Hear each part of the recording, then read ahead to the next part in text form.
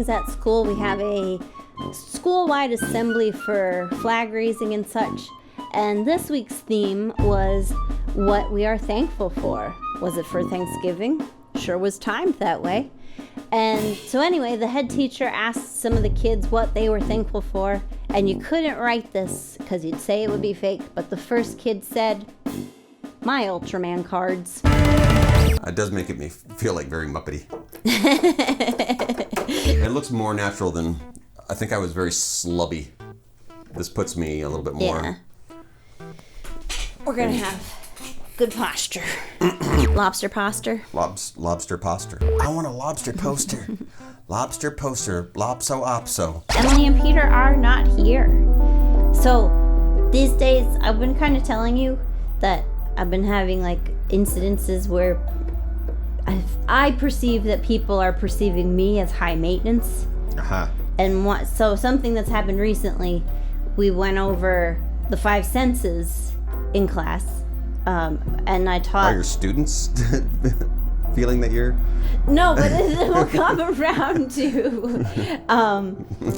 Don't take critiques from kindergartners.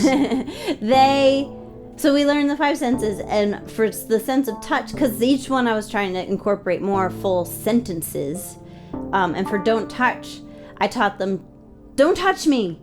And part of it was so that I could use that for them and they would know what I was talking about. But that's backfired in a huge way because now they like to do... And so I say, don't touch me! But also, like, my real thinking was, you know, it's never too early to learn bodily autonomy and learn that other people get to decide their boundaries about their bodies. Have you learned Chinese for I'm touching you? I don't know. Was I money? I think that's I'm touching you.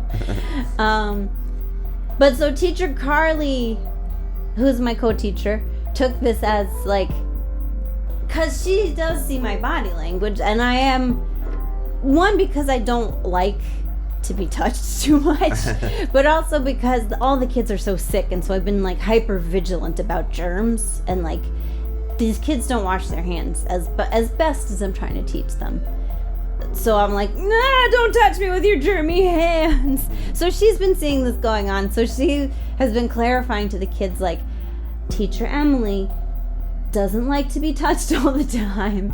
And like, so like, and also like, yeah, stop poking me in the butt. That's annoying. Oh, and just like poking me. So she's like, you can give her a gentle touch. That's nice. And so that was another incident. So your kids are being taught by the other teachers to treat you like a nice kitty? Yeah, I guess so.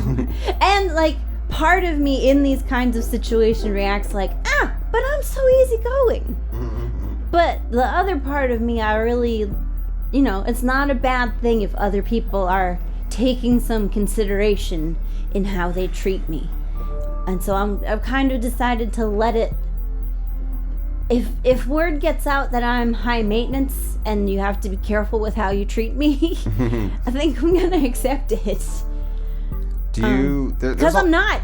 I like to be touched. No, I like to contribute to the smooth flow of the work day, but I'm not actually easygoing, I don't think.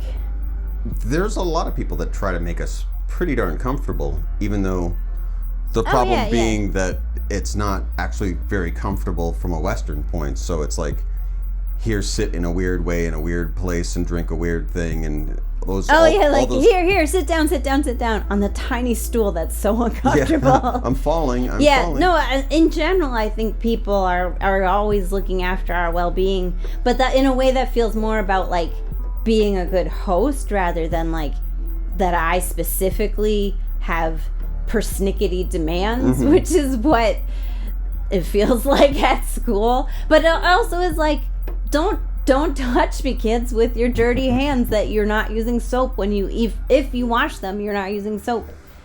So I've decided, like, I don't need to smooth over and say it's okay, because actually I like the idea that the kids are gonna stop touching me with their germy hands. So in my maturity. kids are always going to be germy. I'm embracing being difficult. Well, that's fine. Yeah. I mean, I don't think I'm really that difficult. Mm-hmm. Just like, don't assume. Don't assume, basically, is my message that people are starting to heed at school. Don't assume that it's okay with me if you haven't asked me. And they're doing that, and so that's great. As long as your coworkers aren't like, oh my God, she's such a pain in the ass. I haven't said that to my face anyway. No, I think everybody likes me. People like me. Me and my co-teacher get along. We're a good team. I hope. I like her. So yeah, that's just me. And me. But this week was Thanksgiving. Oh yeah. Calendarically, China does not celebrate Thanksgiving. Although we did make a video as a school for the school meet a video. Which I didn't tell you about. No, you did not. To surprise you live on camera. Yeah, they had kids go around and ask each other in Chinese because it wasn't an English program video. And I don't know if they mentioned the idea of Thanksgiving because China has kind of adopted more and more of Christmas as a holiday, as a foreign holiday. They don't know what Thanksgiving is, and they have their own fall harvest holiday. Right. But so the video celebrated the idea of being thankful without mentioning Thanksgiving. But so they had two kids like go around with a fake microphone and ask like, what are you thankful for? And the kids would answer. And then at the end there's a big, and I'm in it too. The whole school rushes into this like, we made a heart out of the tires that we have on the playground. Okay. And then we all like, ah! And it's cute. But the cutest thing... Where do they... Is it just for parents, or are they putting it like... It's on... Is it on the news? No, it's on some social media. Like, it might be on Weibo. I don't know what it's on, but it's online. Does the school have a channel? Yeah, we periodically do, like, marketing videos. Like, last year, we did the foreign teachers... floss dance? Yeah, we had 3 foreign teachers, and we all flossed. And I think they put that up online somewhere. But anyway, the cute part of this video is that one of the 2-year-olds, he was speaking Chinese, but it was really garbled. And so the subtitles were just like question mark, number sign, @ symbol, blah, blah, blah. Like, even they didn't know what he was saying, which I thought was cute. But anyway, so that's the Chinese experience of Thanksgiving, I guess. But you and I have established our own kind of tradition, which is Pete's going to Pete's Tex-Mex. Pete's Western restaurant has moved into town and done that for us. Yeah, but I mean, we go every year, and we go with Andrea usually, who's our Italian friend who likes turkey. Yeah, so. And then this year it knows no boundaries. You don't have to be an American to love a big bird. Yeah, and then we had another American at this Thanksgiving, which I think is our first time in a long time celebrating Thanksgiving with another American. But it's nice. Well, back in Lijiang, I guess. Yeah. Because we don't have that many Americans here, so yeah. It's usually a small little dinner. But small in terms of the amount of people. Yeah. Because the amount of food is actually like.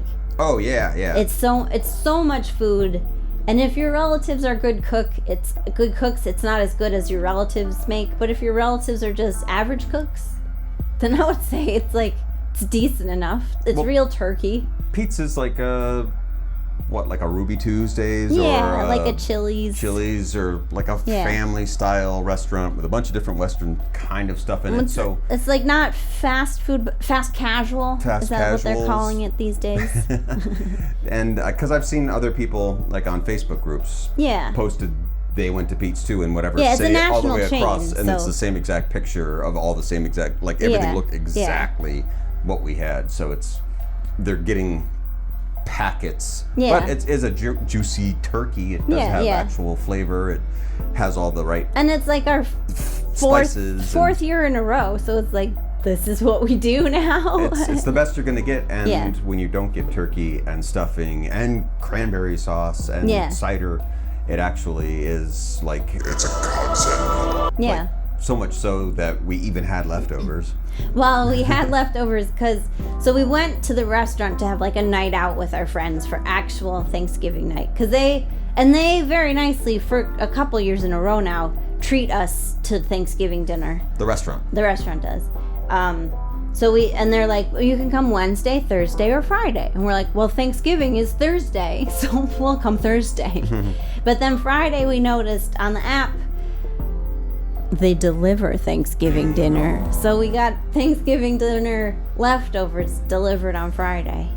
And then it's such a big meal, we even had leftovers from that, which I just finished as a turkey sandwich for lunch. It was so good. Holy crap, it's just like home. It's weird because it's like, it is just enough food on the first night that you're like, well, you don't get leftovers. It's not like back home. It isn't home cooked like mom, but it's fine. It's really nice. And then to get the next night of like, oh, we'll just order it again because they've ordered enough for a city should they decide. And the Chinese people of Luzhou, the Luzhou people they're not into it. There was they don't care about Thanksgiving dinner. Tables full of people there. Yeah. And they did not have They the were not Thanksgiving having dinner. Thanksgiving dinner. So they're kind of in like, we better give it to them. No one else is going to take this. We got to get it out of the town. Yeah. So that's the next day special is, we didn't even think about it. We were just kind of like got lazy and we're like, oh, what's on the menu that we can order out? What's this big bird?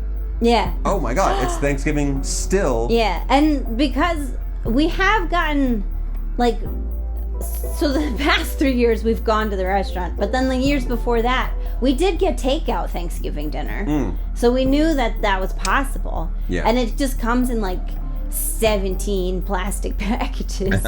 But Thanksgiving is all about abundance. In plastic. And a weird apple salad covered in mayonnaise. Yeah, that's...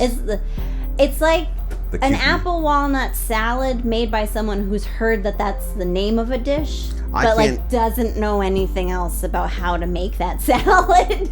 I can't even place, like, I vaguely feel like I've maybe heard of some kind of apple walnut salad. But it's not in my household, so it was sort of like, that sounds like something somebody in America may have eaten at one point. It's like a salad made of lettuce that you put thin apple slices and walnuts and probably like some kind of tangy balsamic or vinaigrette like dressing. A watercress nut salad. Instead of like apple chunks and grapes tossed in mayonnaise, and then also celery, I think, for some reason. Yeah. Served on a leaf of lettuce. So, I mean, that part's weird. But I don't want to slam them too hard. No. I just want to make fun of that salad. But the turkey is good.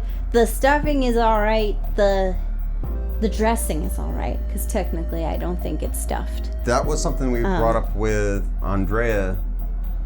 Why not cornbread? Corn is in so many different things, especially when it's sweetened. There's a lot of sweet corn dessert kind of things here, so... Yeah, the Chinese people would like corn. Like, why not cornbread? Do they...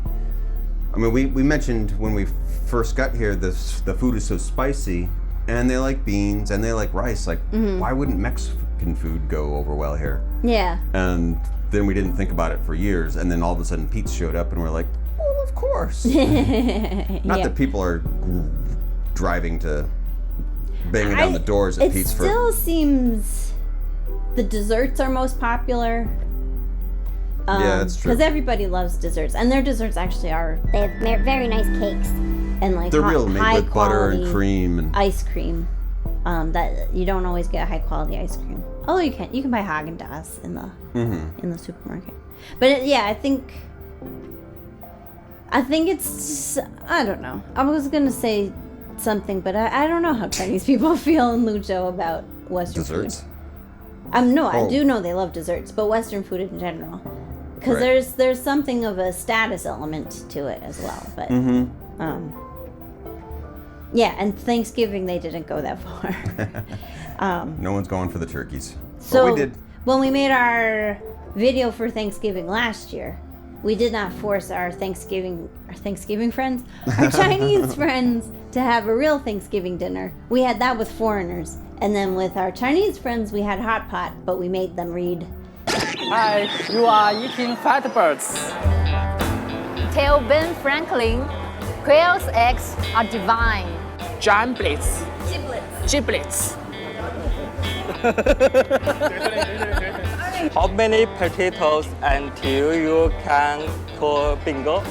All of the leaves are brown. So all of the food is brown. 1 potato, 2 potato, 3 potato. How many people are the balloons supposed to kill? All settlers had wooden teeth. That's why Americans eat mashed potatoes. I am going to buy Manhattan. When do we open the presents?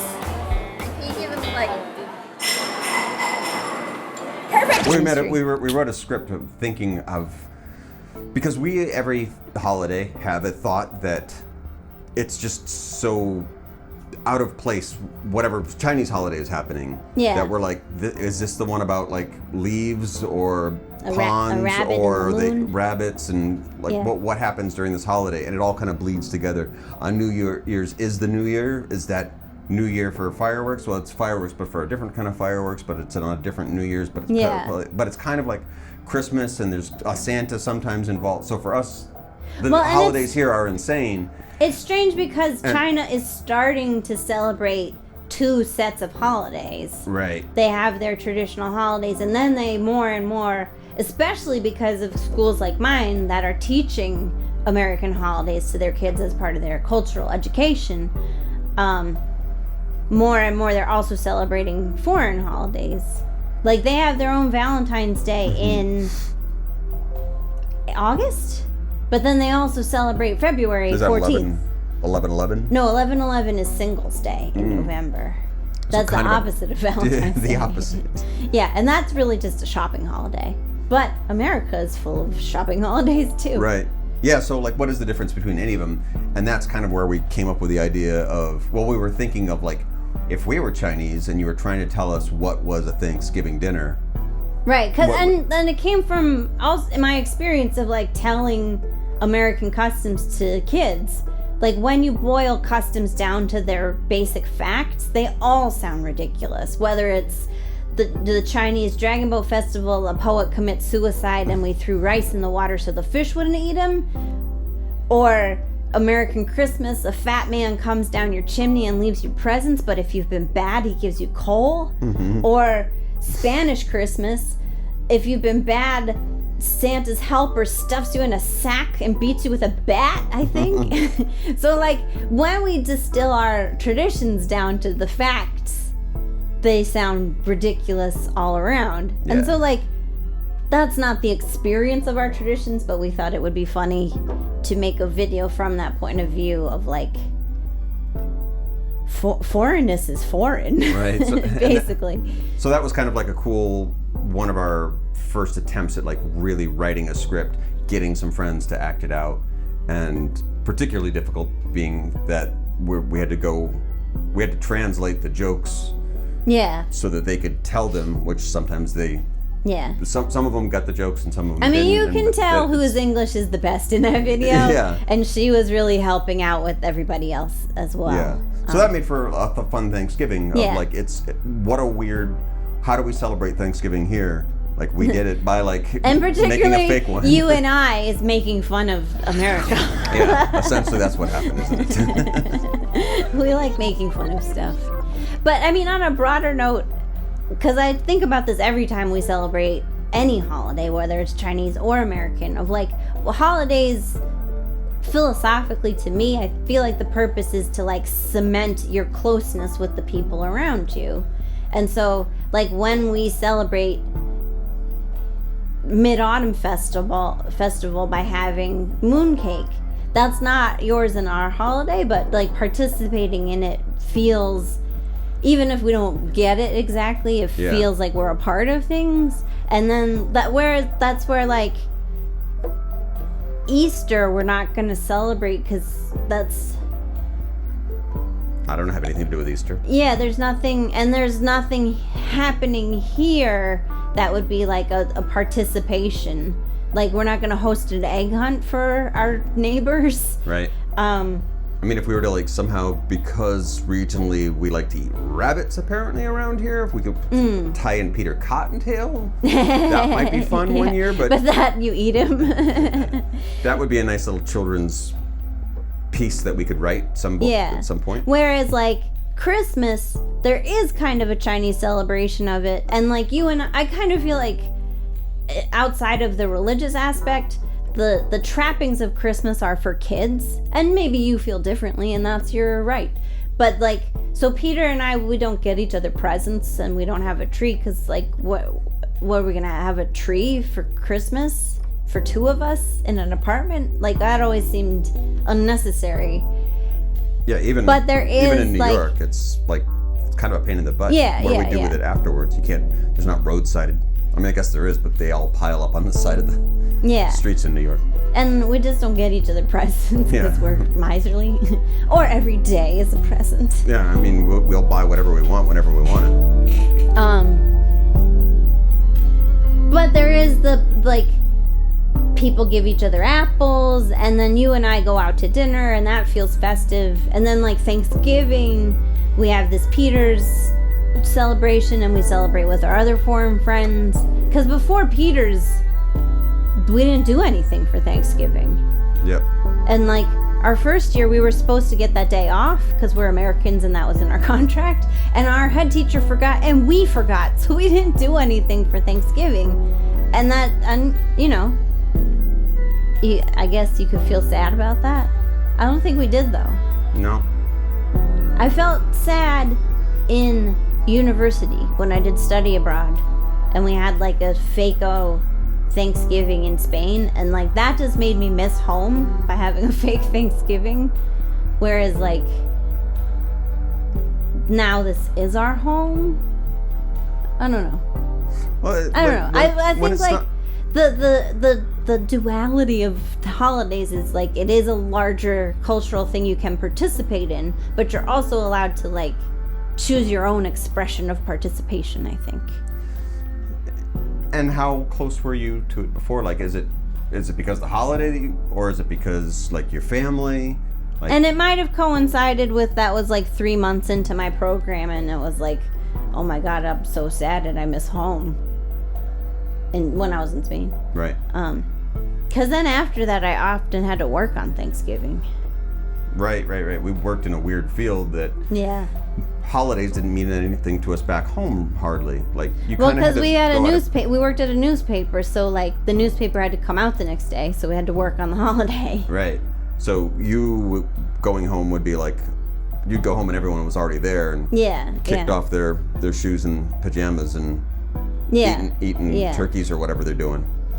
And you're like, hey, Emily's here. Yeah, I mean, depending on when we finished, I would get home in time for dinner or in time for leftovers. Or one year, my cousin ate the leftover turkey that was for me. But yeah, so happy Thanksgiving. Give Giblets a hand. He doesn't want to die.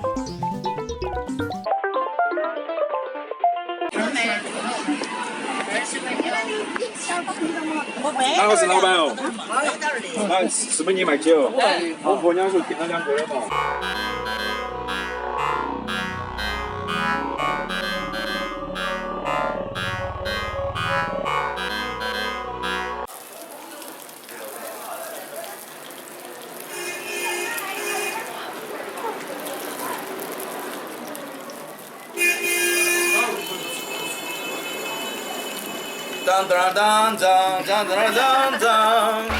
We, speaking of America, recently watched the movie Vice, starring Christian Bale by Adam McKay. Which just, did makeup old person prosthetic makeup just all of a sudden make a jump?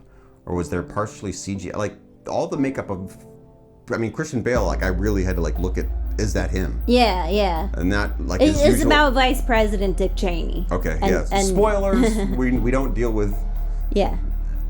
If you don't know the movie, go out and watch it. Yeah, and it's not a spoiler because it's recent history. Yeah. So it should not be a spoiler. Everything that we're going to talk about is true. Real.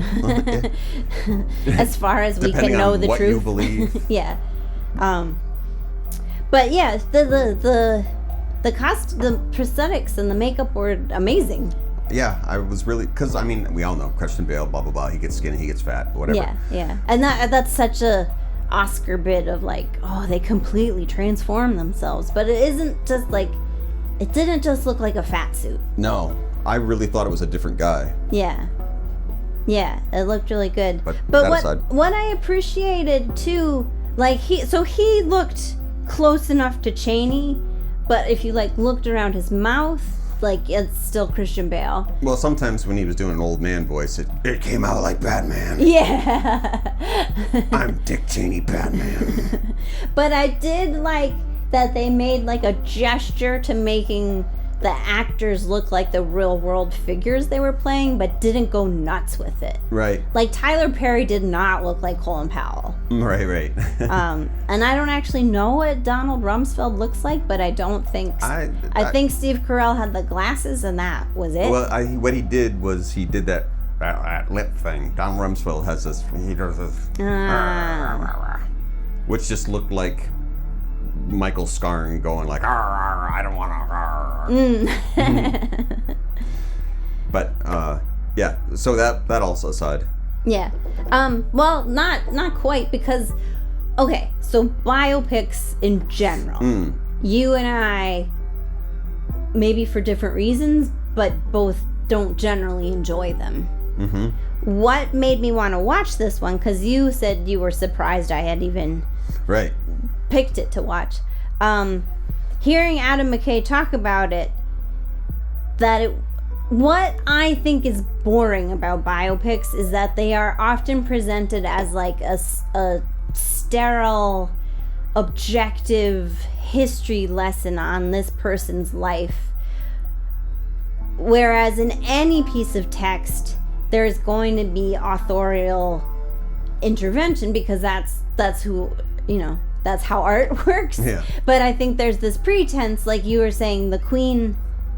I keep saying that and thinking the Queen. The Queen Freddie Mercury biopic is like a paint by numbers, like, here's the sanitized version of this guy's life. Right. Which you didn't watch, and I only watched part of it because I couldn't stand it anymore. But like, it feels like when a band covers another band's song exact to the beat, then like, why bother? Right. And I think this is a Borges quote, but that like a map that corresponds 1-to-1 exactly with the territory it's covering is so detailed as to be useless as a representation of the original thing. Mm-hmm. That like, if you want to represent something, you are picking and choosing the information you're sharing. Right. And so what I liked about Vice was that it acknowledged itself as a film, and like maybe you'd think these are, I liked them, but I could see the argument that they were a little too cutesy, of like these postmodern choices of like conspicuously referring to itself as a film. Right. But yeah. I felt like there was a lot more artistry involved in, and that the film only ever claimed to be representing a point of view. It was not vying for like absolute authority of like, you're watching this film and I have the only truth. There was a bit of tongue-in-cheekness that it felt like it was referring to Fahrenheit 9/11 or something like that. So it had like these jump cuts that are stylistically They even have into an unreliable narrator who announces himself as such and does not actually tell you who he is until the end of the film. And so he's constantly, McKay as a filmmaker is constantly making you aware that this is a person telling you a story, even though it's based on facts that you could look up that did happen, or if you lived through them and remember that they all fooled us into thinking Iraq had weapons of mass destruction. Well, yeah, I mean, that's the part for me that it just came off like, it's not that politics in general that I'm what happened, you believe it, you don't believe it, that aside, like, I have my side, and it's on the side of the same movie, so I'm kind of like just watching, like, especially if you go back to, like, I mean, I don't know anything about his college years or whatever, but Cheney's college years.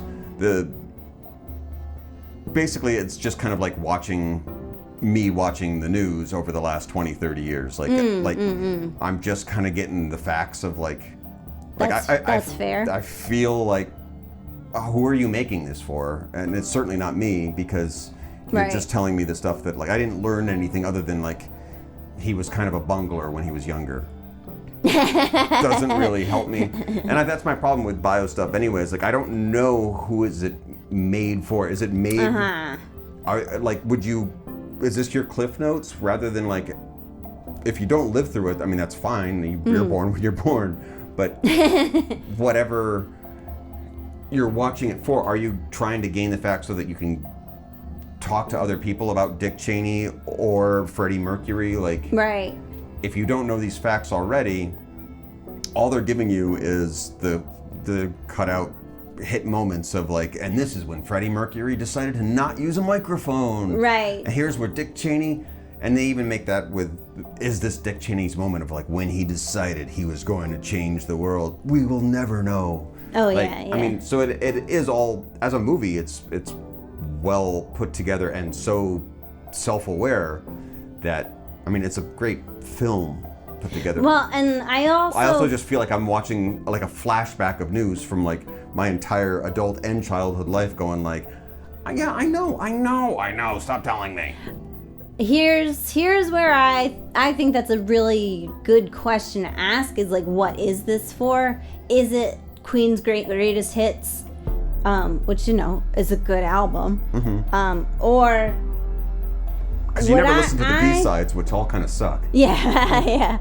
I feel like this movie in particular, Adam McKay clearly had a point of view that he wanted to articulate, and was like, it's an angry movie, I think. But also kind of, because this is, not to get too deep into politics, but the frustration of the recent years of, you know, incivility of the two warring factions, that whereas, like, we're all on the same team, or we should be, and we shouldn't be at each other's throats for these arbitrary divisions, of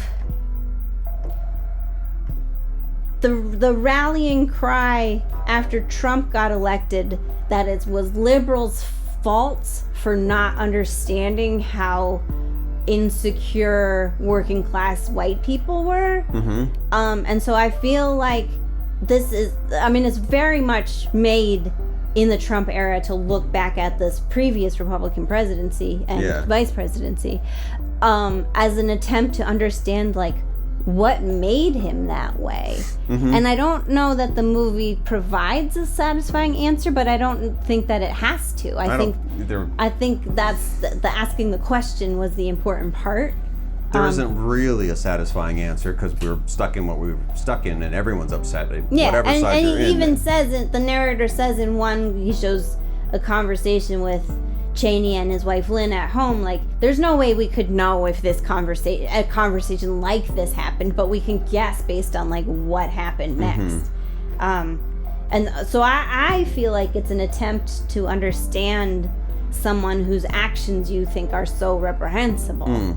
Not with the goal of excusing them, but just to, like, expose that to the light of day. Having him turn to the camera at the end and explain extemporaneously what we think he might have said, that, like, I did it to protect your families. You're welcome. Yeah. I mean, that was a bold choice. It was. And then the the whole close-ups of when he's getting a heart transplant of like the empty hole where his heart was. Like, it was a little bit on the nose, but you're also like, yeah, man.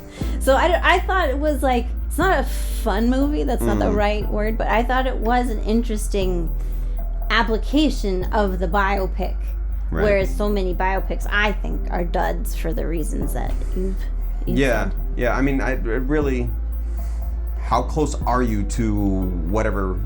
I mean, if you're watching it, like if somebody said like, okay, tomorrow there's a Frank Zappa movie coming out, and it's the whoever. Yeah. There was rumors that John Turturro once was going to play him in a movie. Of course I'm going to go see it, but it's not going to tell me anything about Frank Zappa that I don't know. Right. So, in a biopic, like, I mean, are you trying, is it the jumping point? And this isn't even like, it's bad. Is it the jumping point or for you to go like, oh, what did happen in the Iraq War? I should go be interested in that, and I'm going to start watching the History Channel and check every YouTube video that I can find. Like, is that a good thing or a bad thing? Like, I don't really care about that. It's just weird in biopics. Like, it's never for the person who is a big fan of whatever the bio is. And and it's never actually enough information to really educate you. That's why it's not for the person who is the fan. Well, and I would say, like, because movies, even in terms of, like, a written biography, it doesn't have the same scope. It has to choose one story to tell. And I think in the development of movies, dare I say it, executives can be lazy. And I think there's a certain kind of executive who sees biopic as, like, it's a pre-written story. Everybody knows and loves this person. Why wouldn't they want to know the facts of their life? The same thing with the comic book problem, is that it's already there on the page. Just remake it. Yeah, and that's not how good storytelling works. But let's go on.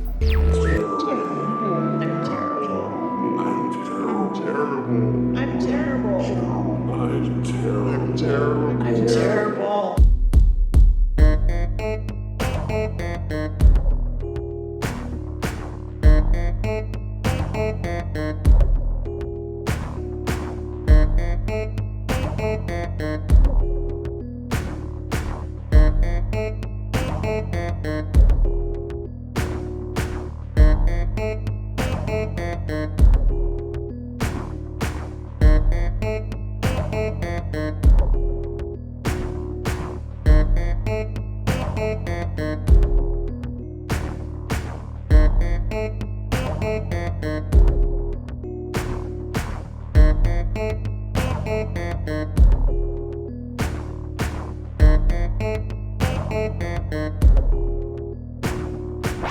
Okay. We've said everything we can about biopics. We could stay on this topic, but we have more to talk about. All right. In the spirit of keeping things moving. Okay. I don't want to get down another rabbit hole. Now on Thanksgiving or Easter giving or Christmas giving, whatever it is. I'm thankful for a new restaurant we found last night. Oh boy. And we're calling it whoopwu Hot Pot. Is that what we decided? At the moment, it could always change. Yeah. We change the restaurants depending on like what actually happens. That's the most significant at the last time we were at it. Yeah, because we don't know any restaurants' names, but also like they're often not named stuff. Yeah, we once were sitting at a restaurant with a friend, and we were like, "This is so great. What's the name of the restaurant?" And he went, "Tofu." Yeah. So, yeah, this one. Well, we found it because it was just down the block from the one that we have gone to for years, and we went out. We got out of the cab to go to that one recently, and a little old guy came running out. It was just like, "Come to mine, come to mine!" And also, it smelled delicious, and it is always packed. Always packed. It's a whole street actually of different hot pots, and that one is always packed, and the one we go to has a lot of people too. So last night we were kind of, because we get set in our ways, we get very habitual and about. We have just settled into like the really cold, wet dampness that Luzhou winter is. Oh yeah, it's bad. Oh, it was so awful last night. We like really had to motivate ourselves to leave the house. But we were like, okay, we're sick of this place that's nearby. We go to this place all the time. It's time to try a new one. So we made it. We made it out of the house. We left the house. A major victory. I don't know if I can convey how hard it was to leave the house last night. And then so hot pot itself is not actually just one dish. Like there's the basic Chongqing style hot pot that is like spicy broth that you throw stuff in. With like just a huge tub of lard. Yeah, and then douse it in chilies. It's powerful. Delicious. Like a mountain of chili.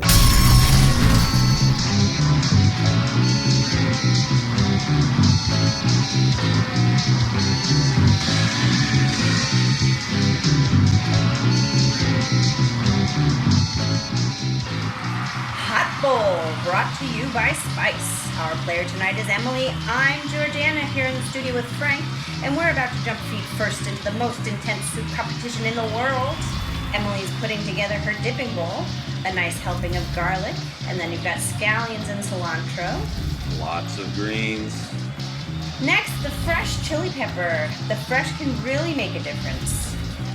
Yeah, I like the oil and the vinegar. That's a winning combination, I hear. Quality oil is the mark of a quality hot bowl match.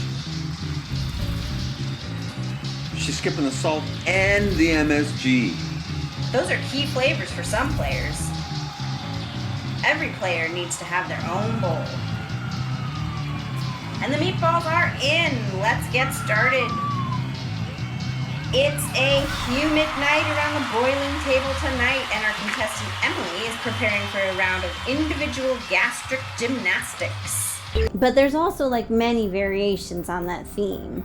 And this one we didn't know till we actually sat down. They're like, oh, you go inside to order. So I did. And then they're like, so there's two choices. You can have this pork shoulder or this aged pork shoulder. I'm guessing with pork shoulder, just given the bones involved. The big, thick. Yeah. It looked like joints that with a big, thick bone in the middle. So it must, I guess. I don't know. But I don't know about the inside of a pig. You could, and they're both like cured, smelling delicious looking little pieces of meat. But then they didn't actually have that much meat on them. How much meat? Like what was it on when you chose it?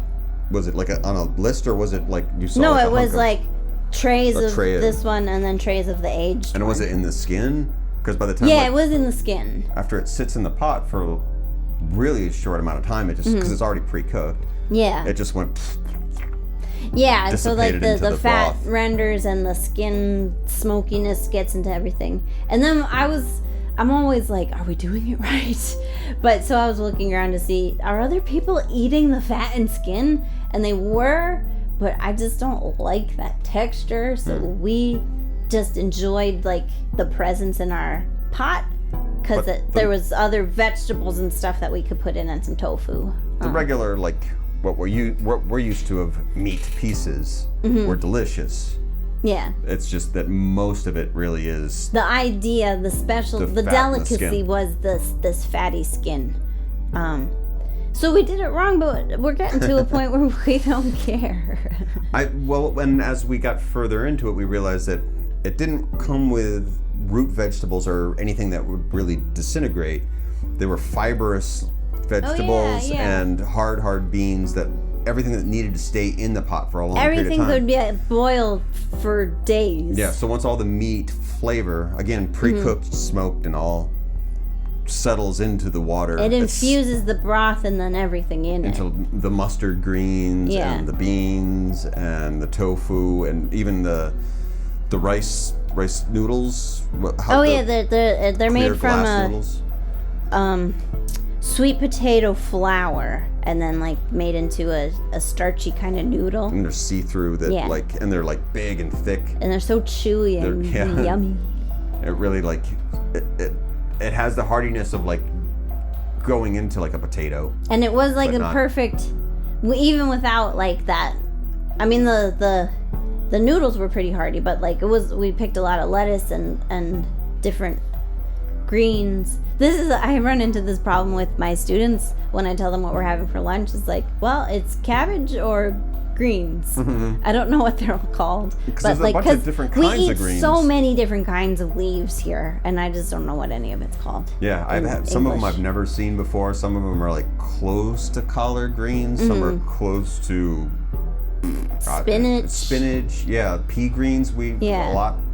Yeah. And a lot of them they do have like a fibrous, like the cabbages.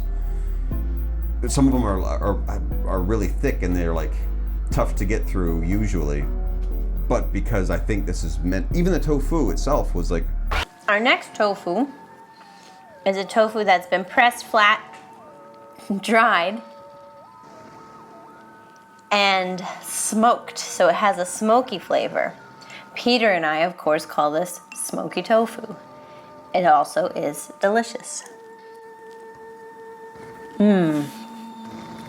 Really. Oh yeah, sometimes tofu kind of softens up and boils away, but this stayed in a block for like an hour. It looked very fermented and aged. It was kind of blue actually before we put it in. Grayish blue. Yeah. So all this stuff that like, it may just be a bunch of leaves and tofu in a meat broth, but it's made to sit there for a long time boiling in this weather that's freezing cold. Not freezing cold, but almost. It feels like it's freezing cold. 8 degrees Celsius. And raining. And we were sitting outside. with a whole bunch of other people that are like, they're braving the cold too. Cause it's made to keep us warm. It's Saturday night. Let's go out and get this. And this meat. This bone fu.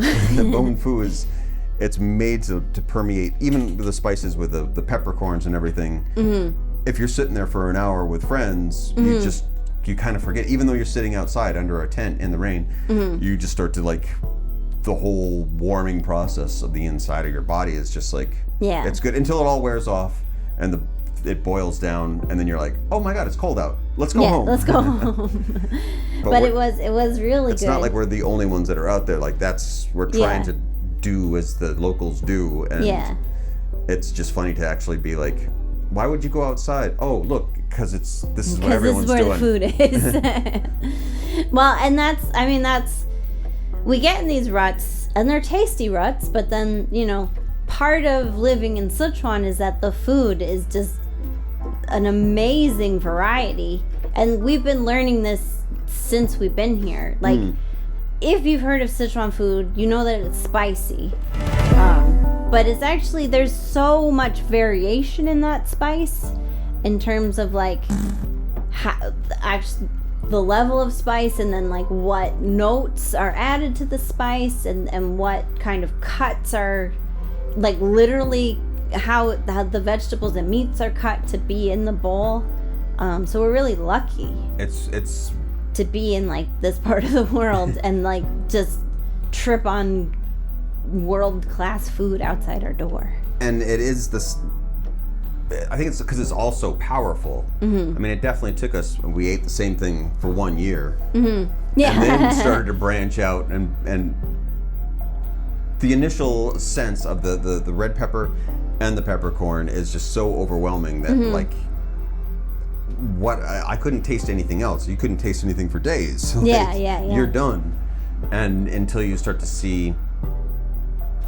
Put this amount of that flavor, like a lot of the same flavors and same spices, but they're all divided in different ways. And even within the genre of hot pot, like we just thought this was going to be another variation on the restaurant 4 doors down, and still we were like, well, let's try a different one.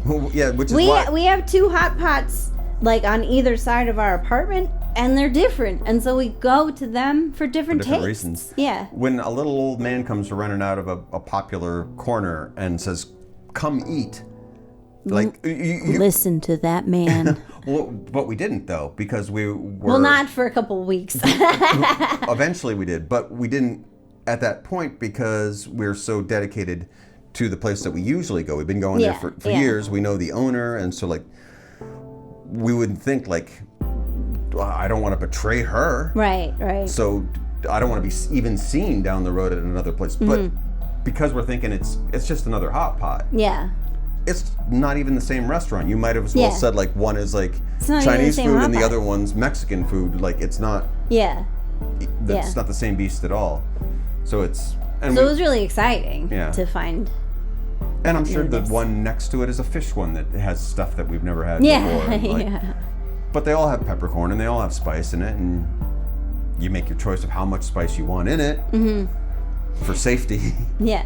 And this is where like having been in China and having been in Luzhou for so long has really helped us navigate this, because not only like when we first got here we couldn't tell the flavors apart so well. Like we didn't just our palate wasn't so acclimated. And I'm currently listening to an interview with 𝗣𝗪cie Dunlop, who's a British woman who studied in Chengdu, and Got her she's book right there. yeah, she's like the foremost foreign expert on Sichuan cuisine. And this interview is really good. It's on Sinica, the podcast. Go listen to it. But she also said when she first got to Chengdu, she had hot pot and it was so spicy. She was like, I can't taste anything else. I made a huge mistake coming here. And then but then over the weeks, she also acclimated. So it is like you do need to get used to the food. Yeah. Our first time daring to even get near it by ourselves, you had no Chinese at all. So we were That's the scary part.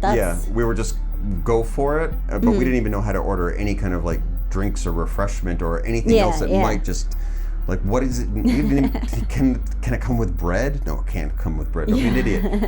But we didn't even know how to like get water or beer or juice or milk or anything. So we're just like, ow, it hurts so bad. Then we're like, and it has the hallucinogenic kind of feeling that all of a sudden the tent starts going like, what have we done? Have we been poisoned? Yeah.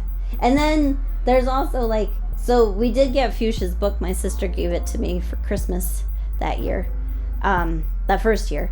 And we looked through and we found some dishes that we liked that sounded like we would like them. So we'd go ask for them. But one of them was like 𝗵𝗨菜, which is the little pickles.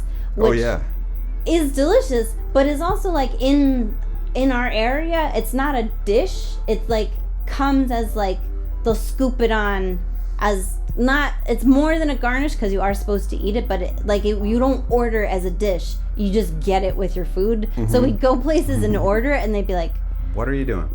Okay, but what is the actual food you want? That's the thing we give you for walking in the door. So we'd make mistakes like that too. It's the equivalent of like going to a diner. Yeah. And you get your side of coleslaw, which you're usually told not to eat because you don't have any idea like how long has that mayonnaise been in that diner. Yeah. But it's a little scoop that goes on the side. Yeah, it's like asking for just the coleslaw. Yeah, because you don't go into a diner and just ask for just the coleslaw, please. Yeah.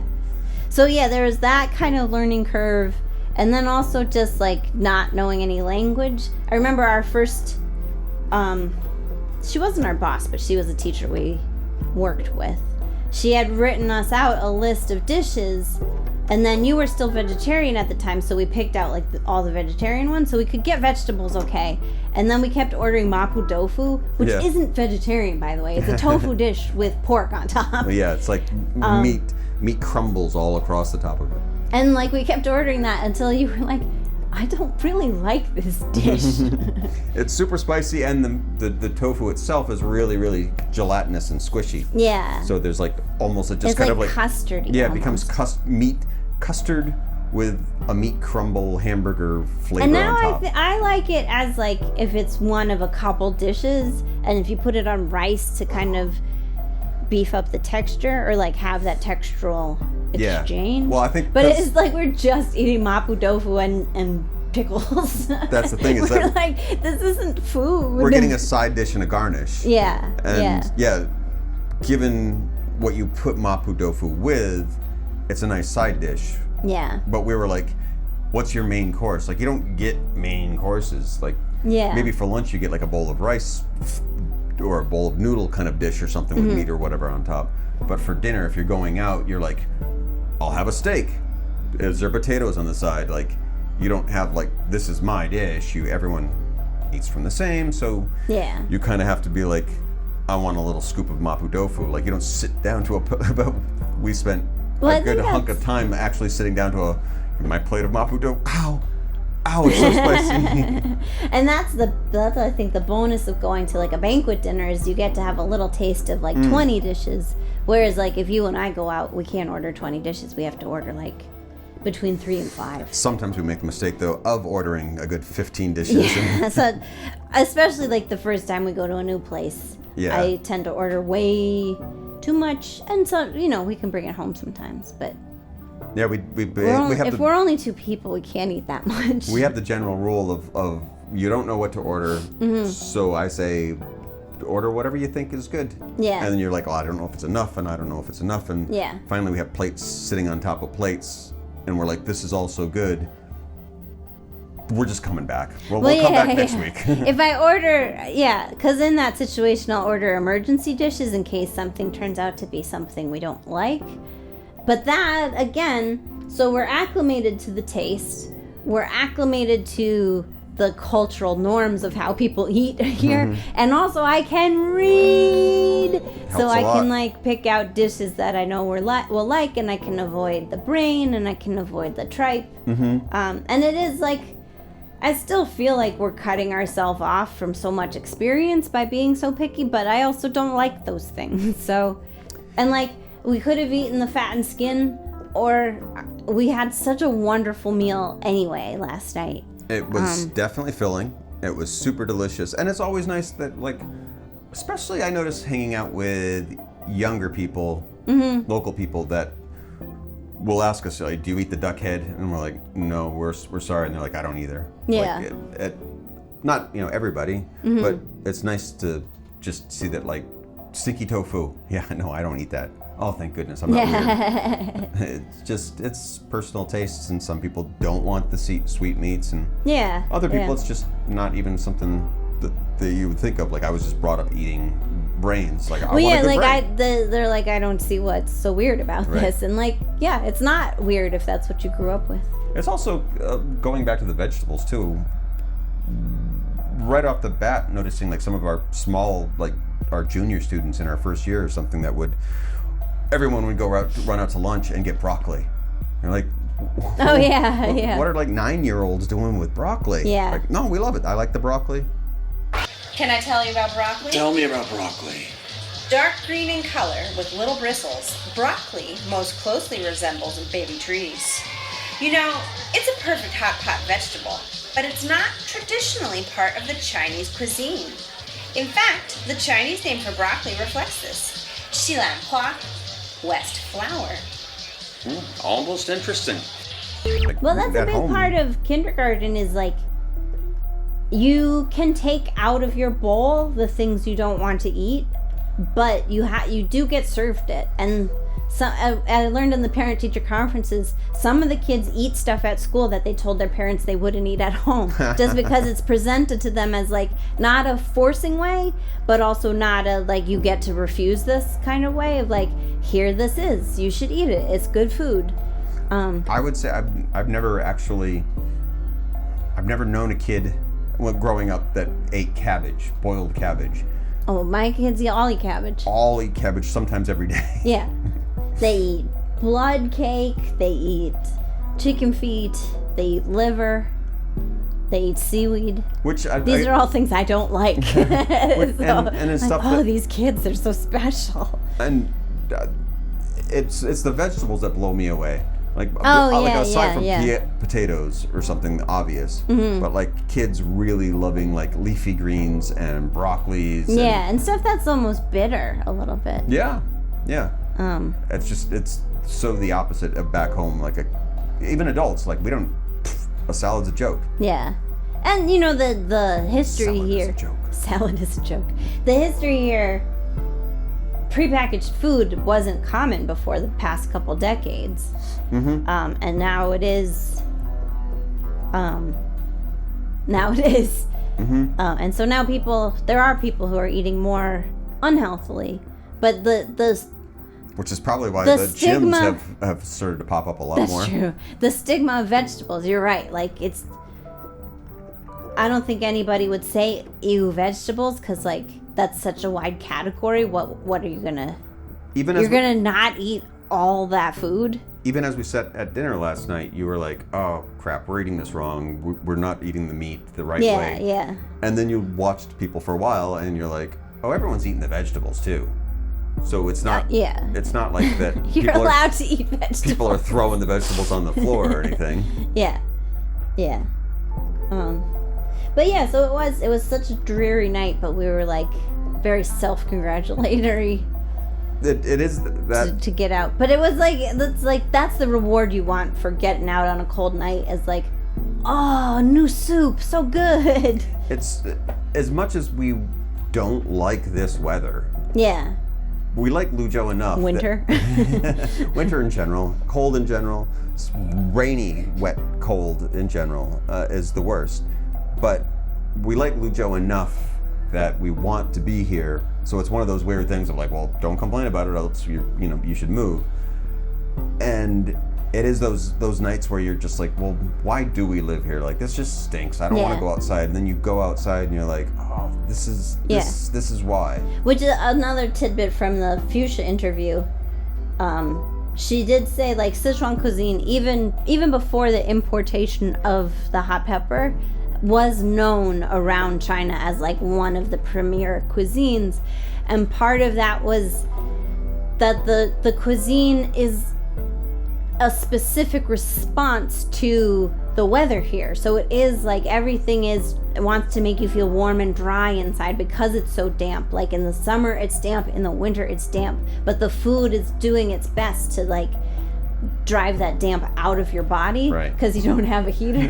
Which is like, and that's like, it sounds, I don't know, we don't eat that way in America to like to harmonize your body's feelings with your surroundings, but it felt like that was happening last night. Like when we ate that soup, we felt warm from the inside. When in New York, one of the benefits of a Western diet is that we can choose from anywhere in the world.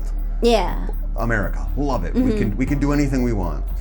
But you miss out with, I guess, those things that are for different regional crops and what you works your way into your cuisine. Well, like your mom said, she bought a dragon fruit and it didn't taste that good, and like, because they're so delicate. I think if you take them any distance at all, they just like wilt. Yeah, I wouldn't even want to imagine what that would taste like. It probably just plain. They taste rich and flowery, amazing, and juicy, and so subtle, but like a real taste treat. Right, but we get, I guess, when you like go south to a tropical kind of climate, and you're like all the fruits and stuff, you're just like, oh, I love to sit around in my Jimmy Buffett shirts and eat pineapples and whatever, mangoes. Like, that makes a lot of sense. Like, you don't do that in Canada. But I mean, you could. And that's the amazing world of trucks and boats and airplanes these days, is they'll bring you a mango if you're in Juneau. But it's not the same, like, I'm stuck on Jimmy Buffett. Having a margarita on a Florida beach versus like having a margarita in Juneau, Alaska is not. It's like wine pairing, but for your environment, I guess. Like that's where I was going with that, is that being in Sichuan is not necessarily like, even people that are from here ask us like, why are we even here? Why don't you leave? You could go anywhere. Why are you here? And we just kind of wandered into the situation of like, even on a bad night, when you do it right, you eat the right food on the right corner, on the right day of the week, you hit like some kind of like adventure bone that is just like, this is what this was supposed to be like. This is what people do in this area, and it feels good to be a part of that. Well, it's like the hardship makes the joy taste sweeter, to mix up a couple metaphors there.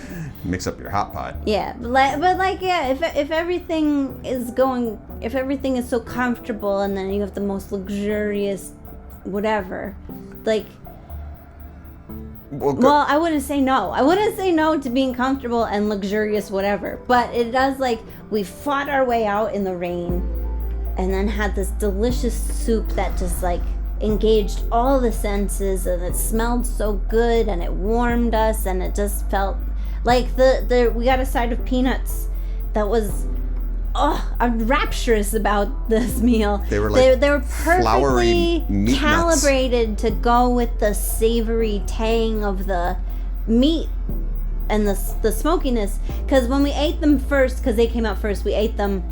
You know, this is how you eat peanuts. They just tasted like spicy boiled peanuts, and like, oh, they're good. And I said they had that like they were way spicier, but a good baked bean. Kind of like savory sweetness. Yep. But then, as you said, when we got the spicy hot pot going, the peanuts opened up into like this floury flavor that was like, this is not just an accident that they serve this peanuts with this soup. That's like part of the composition. Yeah. Which is like, that's... I love food, man. But like that's a delight when that kind of care has gone into your meal. And it is with Dunlop talking about those intricacies of something that is even somebody with a 5-star tongue that she does, that knows cuisine around the world and could come here and be like, too much. What have I done? And then after years of studying at all the universities of all the greatest chefs in Sichuan. Right, that these subtleties take a while to show themselves to you. Yeah. I mean, we thought we knew about food coming here. Yeah. And then we learned there's a whole map that we unlocked something that a game that we didn't even know we were playing. Yeah. So that was wonderful. That's just wonderful. It was, now I'm just remembering it's such a good, just that moment of eat this hot spicy noodle that you've dipped in your spices, then eat this peanut. Bingo. And then they brought out this cabbage that had been perfectly soaked in vinegar so that it was still light and it wasn't overly sour, and it was still, you could still just have the fresh water inside. It hadn't fermented. So, and that as the palate cleanser at the end of the meal, you're super spiced and you just have a little vinegar cabbage sorbet. Yeah. And it's I said this on the cab ride on the way home, of when a place has only 2 choices, you know that's good food.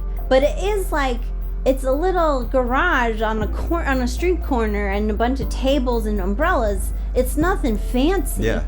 It's no big deal, but it was just And now we know why the little delicious. Man came running out. Yeah. Here. Yeah.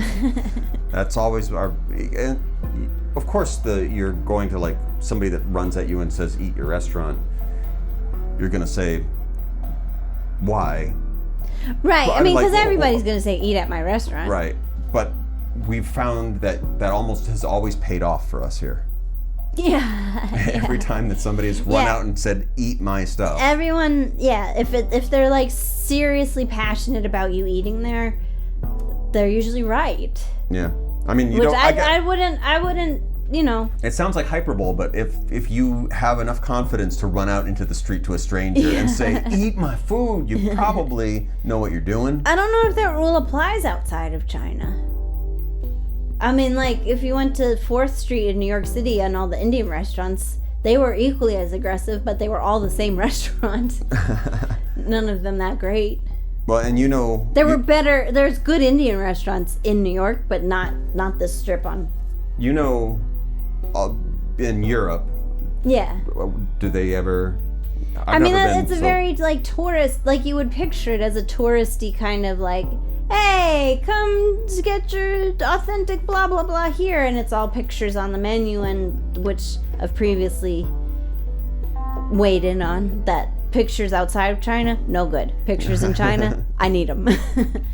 Because I feel in Brazil. But it's very much a tourist hook. It's not an indicator of real quality. The food is it's so delicious, you don't need to advertise it. I don't feel like they have a desire to be you're gonna come in or you're not. You're lost. They're too cool. Yeah. But yeah, in New York, you wouldn't think about. I mean, obviously, most places in America, you're not going to be walking around your shopping mall and somebody runs out of McDonald's. But yeah, if there's a tout in New York, it's because it's for tourists. Yeah. So I don't know. When in China, there's no rules we can tell you. Wait for somebody to come running out and then go eat there. Yeah. Well, noodles to you.